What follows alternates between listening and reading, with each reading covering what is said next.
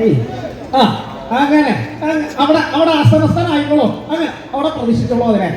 ആ തുരുമ്പൊന്നും തട്ടരുത് കേട്ടോ, പഴയ ലൈറ്റാണ്. ആ അങ്ങനെ ഇരിക്കുന്ന അവസരത്തിലാണ് എന്താ കഥ. എന്തോരം ജനങ്ങളാണ് മഹനീയമായ ഈ വേളയില്. ഇതിപ്പോ ഏതൊരു കല്യാണത്തിന് പോയാലും മരണത്തിന് പോയാലും ഇങ്ങനെ ചില ആൾക്കാരെ കാണാം. ഈ ക്യാമറ പിടുത്തക്കാരെന്ന് വെച്ചിട്ടുണ്ടെങ്കിൽ ഇങ്ങനെ പോലെയുണ്ട്. എന്താ പേര്? ഏതായി ഇത് അലിയാണോ അടുത്തിരിക്കണത്? പേരെന്താ? ആ റോസ് ഏഞ്ചൽ. നല്ല ചേർച്ച. മുള്ളു കൊള്ളരുത് റോസിന്റെ കേട്ടോ. അങ്ങനെയുള്ള വല്ലവരായിരിക്കും ആ ഭാഗത്തോട്ട് പോണില്ല. പരിപാടി കഴിഞ്ഞിട്ടുണ്ടെങ്കിലേ ഒന്നും പറയില്ല, പേടിച്ചിരിക്കണം. എന്തിനാണാവോ? എന്തായാലും നാണം, പെണ്ണ് കാണാൻ ചെന്ന് കണക്കാ നാണായി. അങ്ങനെയുള്ള കാര്യങ്ങൾ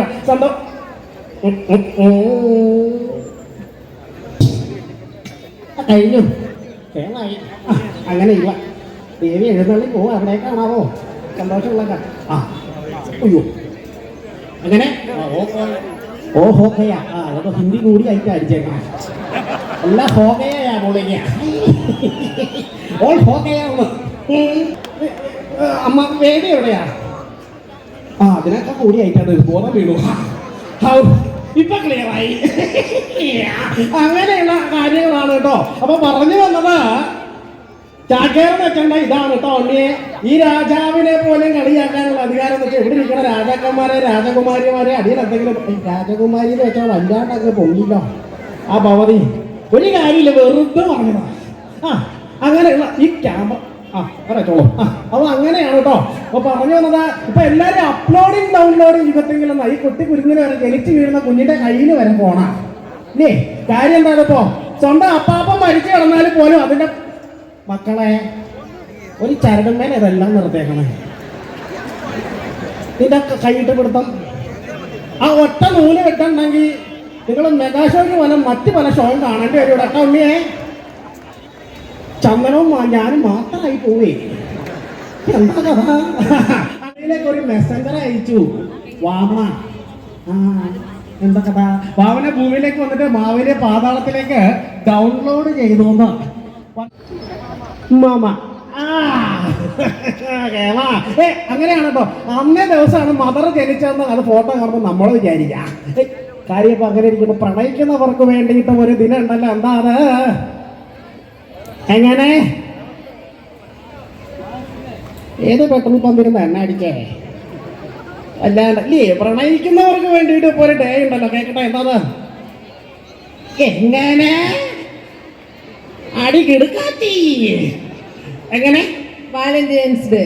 ഒന്ന് എഴുന്നേക്കോ, എല്ലാരും ഒന്ന് കണ്ടോളോ. എത്രയായി വയസ്സോ? 44. 44ലും പ്രണയം തുളുമ്പുന്ന മുഖം ഒന്നാ കണ്ടോളോ. ഇങ്ങോട്ട് പേരെന്താ? അനിത. എവിടെയാ വീടാ? വളക്കളം.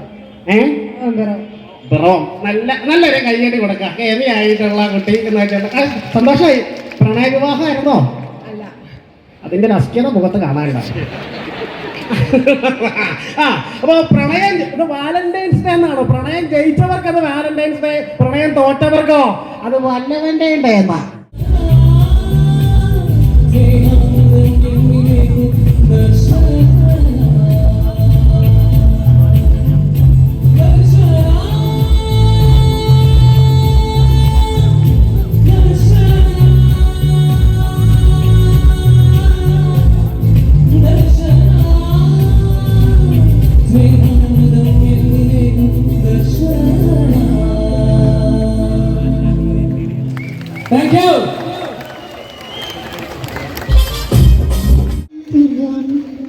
അതുകൊള്ള അടയ്ക്കാണ് നിങ്ങൾ കുമ്പിളിക്കോ ചെന്ന് പഠിക്കോ? ഇല്ല. എന്നാൽ അച്ചാചരിച്ചതിനെക്കുറിച്ച് പഠിച്ചിട്ടുണ്ട്. യെസ്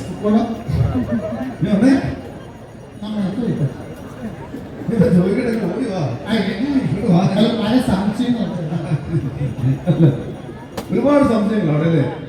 അതെല്ലാം മാറ്റി കൊടുത്തോ?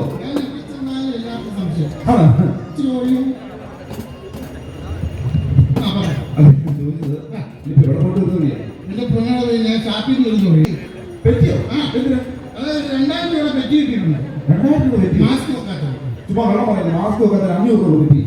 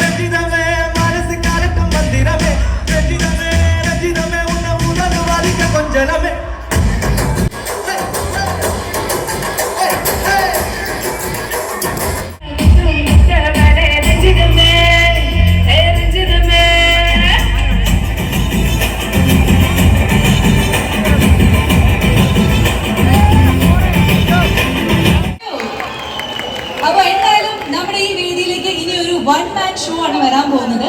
ആളുകളെ കയ്യിലെടുത്ത ഒരു അനുഗ്രഹീത കലാകാരനാണ് നമ്മുടെ മുന്നിലേക്ക് വരാൻ പോകുന്നത്. മലയാള സിനിമയിലും അദ്ദേഹം നല്ല നല്ല കഥാപാത്രങ്ങൾ ചെയ്തിട്ടുണ്ട്. മലയാളത്തിൽ മാത്രമല്ല മറാത്തിയിലും ഒരു സിനിമയിലെ നായകനായിട്ടുണ്ട്. അപ്പോൾ എന്തായാലും നിങ്ങളെ കയ്യിലെടുക്കാനായിട്ട് അദ്ദേഹത്തെ ഈ വേദിയിലേക്ക് സ്വാഗതം ചെയ്യുന്നു. Let's welcome Reji Ramapuram.